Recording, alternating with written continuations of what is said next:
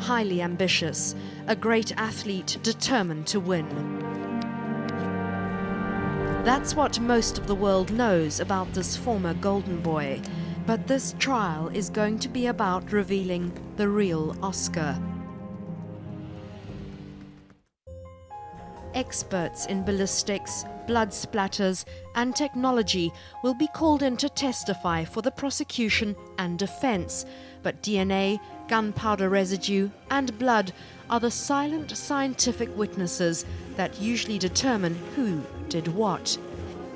In this case, we know that Pistorius fired 4 shots at the bathroom door of his Pretoria home on February the 14th, 2013.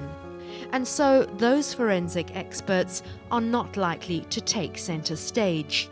What the court will have to determine is why. What were Pistorius's intentions? What was his state of mind in not just the seconds before Reeva Steenkamp died, but the months and years before they even met?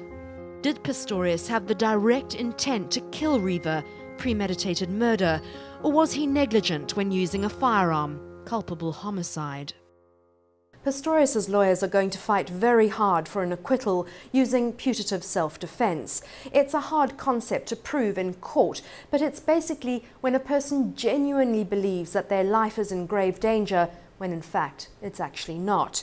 And that's why the lead roles in this courtroom drama are going to go to the forensic psychiatrists, the head doctors, who bridge the gap between the human mind and the law. Professor Reeva Steenkamp is one of the most experienced forensic psychiatrists in the world. He has studied the minds of Cape Town's station strangler Norman Afzal Simons and America's serial killer Jeffrey Dahmer, to name a few.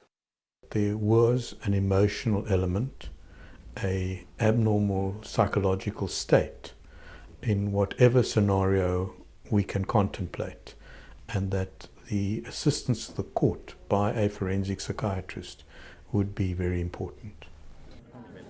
The prosecution will try to convince the court that Pistorius is a reckless man who has a macabre fascination with weapons. The defense will tell the story of an anxious man, traumatized by crime, a man who has never forgotten that he has no legs. There is a body image, there's self-esteem, there's the reason for need to achieve. These kind of things have to be assessed in an overall psychological profile.